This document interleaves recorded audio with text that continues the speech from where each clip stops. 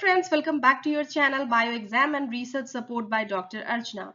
ICFRE previous year question solve paper में already मैंने 4 parts upload कर दिया है अपने चैनल पे। जिन्होंने ये अभी तक नहीं देखा है जाके अब सारे पार्ट्स देख लो, part 1, part 2, part 3 and part 4। और आज का जो ये पार्ट 5 है and this is the final part of this question paper. तो आपने थंबनेल में देखा होगा कि final and last video. So is this the final and last video of ICFRE series? Well, इसके बारे में मैं आपको लास्ट में बताऊंगी whether मैं कंटिन्यू करने वाली हूं या नहीं, और क्यों नहीं करने वाली हूं या क्यों करने वाली हूं। वेल, उससे पहले the most important thing is I am going to solve some questions. So let's get started. The question number 91, the germplasm theory was proposed by। तो इसका 4 ऑप्शंस दिए हुए हैं इसमें, और इसका जो आंसर है वो है विज़मान। तो मैं बस आपको आंसर नहीं बताने वाली हूँ यहाँ पे, मैं चाहती हूँ कि इसके ऑप्शन के साथ साथ आपको कुछ फैक्ट्स बता दिए जाए, ताकि एग्जाम में अगर आप भूल भी जाओ ना तो आपको याद आ जाए कि मैम ने ये बताया था। तो ठीक है, तो जर्मप्लाज्म थ्योरी को प्रपोज किया था ऑगस्ट विज़मान ने 1892 में। और ये थ्योरी क्या कहती है? ये थ्योरी कहती है कि only germ cells carry hereditary information to the next generation. अब क्या है कि बॉडी में 2 टाइप के सेल्स होते हैं, जैसे कि जर्म सेल्स जो इन्वॉल्व होते हैं रिप्रोडक्शन में, जैसे कि स्पर्म एंड एग। और बॉडी ऑफ जो अदर जर्म सेल्स के अलावा जो अदर बॉडी सेल्स हैं वो है सोमैटिक सेल्स। तो इनका ये कहना था कि only germ cells carry hereditary information to the next generation. अब इसको इन्होंने प्रूव कैसे किया ये देख लो। तो उन्होंने क्या किया कि माइस को लिया और उसके टेल्स को कट किया सेवरल जनरेशंस तक, लेकिन हर बार जो है ना ऑफस्प्रिंग्स जो होता था उसमें वो टेल्स होते थे। तो इससे क्या प्रूव हुआ कि acquired characters are not inherited. क्या होता है? Only germ cell carry hereditary information to the next generation. इसको अच्छे से याद कर लो। Next question is question number 92, which says in which of the following substages of meiosis 1 chromatin exchange between non-sister chromatids is completed? इसका answer होगा पैकीटीन। लेकिन बस पैकीटीन ही याद नहीं करना है। अब देखो क्या क्या है, कुछ इंपॉर्टेंट फैक्ट्स यहाँ पे मैं आपको बता देती हूँ। आप क्या करो, इसका स्क्रीनशॉट ले लो। अगर आपने पढ़ा है तो वेल एंड गुड, अगर आपको अभी भी डाउट है तो आप इससे भी रिवाइज कर सकते हो। क्या है ये? Lazy zebras paint dusty doors. अब एल से लेप्टोटीन, जेड से जाइगोटीन, पी से पैकीटीन, डी से डिप्लोटीन और डी से डाइकाइनेसिस। तो लेप्टोटीन में क्या होता है? क्रोमोसोम स्टार्ट कंडेंसिंग, क्रोमोसोम का क्या है? कंडेंसेशन स्टार्ट हो जाता है। जाइगोटीन में क्या स्पेसिफिक होता है? इसमें साइनेप्सिस होता है। Pairing of homologous chromosome begins. और पैकीटीन में क्या होता है? इसमें crossing over between non sister chromatids occur via chiasmata. ये अच्छे से याद कर लो, इसका आंसर भी यही है। एंड डिप्लोटीन क्या है? Chiasmata become visible, homologs start to separate. ठीक है। और डाइकाइनेसिस में क्या होता है? इसमें terminalisation of chiasmata, nucleolus and nuclear membrane जो है वो भी डिसअपियर हो जाता है। तो जितने भी स्टेज है ना उसका नाम याद कर लो मियोसिस 1 में। और उसके बाद जो है उसमें क्या ऐसा स्पेसिफिक इवेंट होता है वो भी याद कर लो। चाहे तो आप इसे एक इमेज से भी अच्छे से समझ सकते हो। Now next question is triploid endosperm is present in। आप सबको पता होना चाहिए कि एंडोस्पर्म क्या है ना, आई होप पता भी होगा।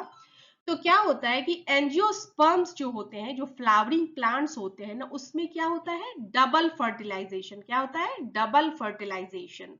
तो क्या होता है? उनका जो वन स्पर्म है वो फर्टिलाइज करता है एग को। तो क्या बन जाता है? जाइगोट, n+n 2n जाइगोट बन जाता है। और जो दूसरा स्पर्म है ना वो फ्यूजेस विथ 2 पोलर न्यूक्लियाई। अब दो, इसका n और इसका 2n मिलके क्या हो जाता है?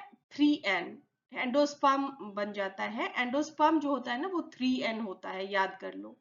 तो ट्रिप्लॉइड एंडोस्पर्म किस में होता है? एंजियोस्पर्म्स में, फ्लावरिंग प्लांट्स में। ठीक है, और इसका काम क्या होता है ये भी समझ लेते हैं। तो this triploid tissue that is endosperm nourishes the developing embryo. तो ये इंपॉर्टेंट इंफॉर्मेशन था। जबकि अगर आप देख लो तो जिम्नोस्पर्म्स जो है उसमें एंडोस्पर्म हेप्लॉइड होता है, और टेरिडोफाइट्स एंड ब्रायोफाइट्स में no endosperm formation like this, ऐसा कुछ नहीं होता है। और ओनली इन एंजियोस्पर्म जो है इसका ये यूनिक चीज है कि इसमें triploid nourishing tissue that is endosperm होता है, 3N। Question number 94. The shifting or zoom cultivation is practiced mainly in which part of India? तो इसका क्या है आंसर? इसका आंसर है नॉर्थ ईस्ट इंडिया। तो ये क्या है? एक ट्रेडिशनल मेथड ऑफ एग्रीकल्चर है जो ट्रिबल ग्रुप्स जो है ना वो प्रैक्टिस करते हैं। और इसमें क्या होता है कि they clear a piece of land, और उसके बाद cultivating it for few years and then abandoning it for a new area when the soil fertility decreases. तो इस टाइप के कल्टीवेशन को क्या बोलते हैं? शिफ्टिंग, मतलब एक जगह से दूसरी जगह शिफ्ट कर दिया, और zoom cultivation. 95. The World Agroforestry Center is located at Jhansi, Nairobi, Beijing, Tokyo. तो the World Agroforestry Center जो है वो दैट इज उसका जो हेड क्वार्टर है that is in Nairobi, Kenya. So the answer is B, Nairobi, Kenya. And it is one of the CGIAR research center and plays a very important role in promoting sustainable land use practices. कैसे करता है? By integrating trees, crops, livestock on farms and across landscapes. तो जितने भी CGIAR centres हैं ना और उसके लोकेशंस हैं वो फ्रिक्वेंटली पूछे जाते हैं इस तरह के कॉम्पिटिटिव एग्जाम में, तो आप उसकी भी एक लिस्ट बना लो। ये तो मैंने बता दिया, बाकी आप और भी देख सकते हो। Question number 96, primary resource for agriculture are. सबसे ज्यादा इंपॉर्टेंट क्या जरूरत है, क्या किस चीज की जरूरत है? तो प्राइमरी रिसोर्सेज का मतलब होता है सबसे बेसिक और सबसे इसेंशियल चीजें जो फार्मिंग के लिए चाहिए होती हैं। बिना इनके कभी भी फार्मिंग, खेती पॉसिबल ही नहीं है। तो नेचुरल है, आप सब कुछ पढ़ो। तो क्या है? Land, air and water. ठीक है, लैंड, एयर एंड वाटर। तो ये तीनों चीजें बहुत ही ज्यादा इंपॉर्टेंट है और नेचुरली अवेलेबल बेसिक इनपुट है, तो इसीलिए इनको हम प्राइमरी रिसोर्सेज बोलते हैं। Question number 97, transformation of raw organic matter into humus is called. अब ह्यूमस बन रहा है तो नाम से ही है, ह्यूमिफिकेशन प्रोसेस ड्यूरिंग डिकम्पोजिशन। इसमें क्या होता है कि इस प्रोसेस से क्या होता है, डेड प्लांट या एनिमल मैटर जो है वो stable dark substance that is humus में कन्वर्ट होता है। और ह्यूमस क्यों यूजफुल है? It improves soil structure, fertility and water retention. So आप नाम से भी आपको पता चल जाएगा और ह्यूमस और ऑर्गेनिक मैटर के बारे में पता होगा, क्योंकि एग्रीकल्चर में ये एक बहुत ही इंपॉर्टेंट चीज है। Now which of the following produces pseudo dominance. तो बोल रहा है कि इसमें इन्वर्जन, डिलीशन, डुप्लीकेशन, ट्रांसलोकेशन, ये जेनेटिक्स का पार्ट है, ये बॉटनी में भी आता है, ये एग्रीकल्चर वालों के लिए भी आता है। तो बहुत सारे जो कुछ लोगों को ये रहता है कि अब मैं बॉटनी पढ़ रहा हूँ, पता नहीं एग्रीकल्चर से क्या आएगा। तो डरने की कोई बात नहीं, क्योंकि जो सिलेबस है ना वो बहुत ज्यादा ओवरलैप होता है। जेनेटिक्स आप एग्रीकल्चर में भी पढ़ोगे, जेनेटिक्स आप बॉटनी वाले भी पढ़ेंगे। मैंने अपना बीएससी जो ग्रेजुएशन है वो मैंने किया था एग्रीकल्चरल साइंसेज में, और उसके बाद फिर मैं बायोटेक्नोलॉजी में, मतलब मैंने एमएससी और फिर फर्दर मैंने पीएचडी कंटिन्यू किया। एंड मैंने ये नोटिस किया कि सिलेबस बहुत सारा ओवरलैप होता है, इसीलिए डरने की बात नहीं है। आप स्ट्रेटेजी बना के जो चीजें कॉमन है उसको एक साथ पढ़ लो, और जो एक्स्ट्रा है उसके लिए अलग से टाइम निकाल के पढ़ लो। हाँ, तो आ जाते हैं इस क्वेश्चन पे, which of the following produces pseudo dominance, और इसका आंसर होगा डिलीशन। क्योंकि डिलीशन में क्या होता है ना, ये डोमिनेंट एलीली को जो है वो हटा देता है, डिलीशन में वो रिमूव हो जाता है। अब क्या होता है, जो रिसेसिव एलील होता है या एलीली होता है, जो भी बोलो, now gets expressed, so no dominant to mask it. अब रिसेसिव को मास्क करने के लिए कोई डोमिनेंट नहीं है, तो it looks like dominance but it is not, hence it is called pseudo. Pseudo word का मीनिंग क्या होता है? स्यूडो वर्ड का मीनिंग ही होता है फॉल्स। ठीक है, तो अब आपको समझ में आ गया होगा कि स्यूडो डोमिनेंस जो है वो किस वजह से होता है? Deletion of dominant allele. तो देख लेते हैं कि क्वेश्चन नंबर 99 क्या है। क्वेश्चन नंबर 99 है the period after parturition in which animal produces milk is called, मतलब बच्चे को जन्म देने, ऑफस्प्रिंग को जन्म देने के बाद जो है in which animal produces milk is called, उसको क्या बोलेंगे? मिल्क दे रहा है तो क्या बोलेंगे? इसको लैक्टेशन पीरियड बोलते हैं। जो है इस पीरियड में वो मिल्क देते हैं जो एनिमल्स हैं। तो अब क्या है, इसको आप याद कर लो, ये बहुत इंपॉर्टेंट होता है नियोनेट न्यूट्रिशन के लिए। मिल्क में जो लैक्टोज होता है ना, वो बहुत ही इंपॉर्टेंट होता है। मिल्क शुगर उसको बोलते हैं बच्चों के लिए। उसके अलावा कोलेस्ट्रॉल भी होता है। ये सारी चीजें हैं, आप एक इससे रिलेटेड जो भी इंफॉर्मेशन आप उसको पढ़ लो। And now the final question. Earth Summit in Rio de Janeiro, Brazil was related to land survey, soil fertility, conservation of genetic resources of animals and plants and water conservation.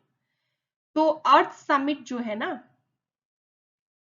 उसका जो Brazil में जो हुआ था, it was a historic global event. इसमें क्या हुआ था कि वर्ल्ड लीडर जो है ना, वो सारे जितने भी कंट्रीज हैं वो पास में आए थे, साथ में आए थे इसमें, to discuss sustainable development and environmental protection. तो इसका जो है आंसर होगा आपका C, that is conservation of genetic resources of animals and plants. अब आ जाते हैं उस क्वेश्चन पे कि मैं अब ICFRE सॉल्व पेपर्स के आगे वीडियो बनाऊंगी या नहीं। मैंने 5 पार्ट जो है पार्ट 5 पूरा कर दिया है, और कुछ क्वेश्चंस 81 टू 90 रह रहे हैं, जो कि मैं YouTube पोस्ट में डाल दूंगी। आप मेरे YouTube पोस्ट भी देखा करो, तो उसमें बहुत सारी मोटिवेटिंग चीजें और इंफॉर्मेटिव चीजें मैं डालती रहती हूँ।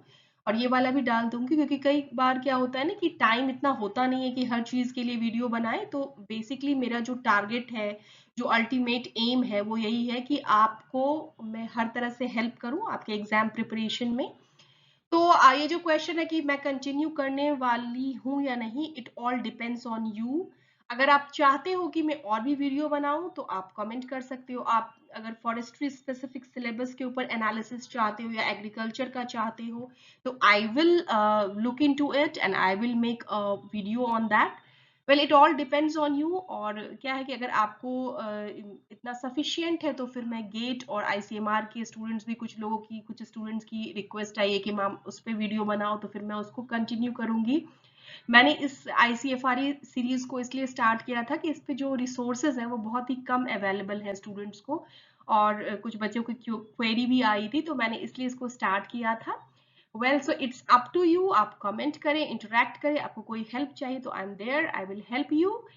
So bye bye, see you in the next video. Stay tuned and watch all the videos. Thank you so much for watching.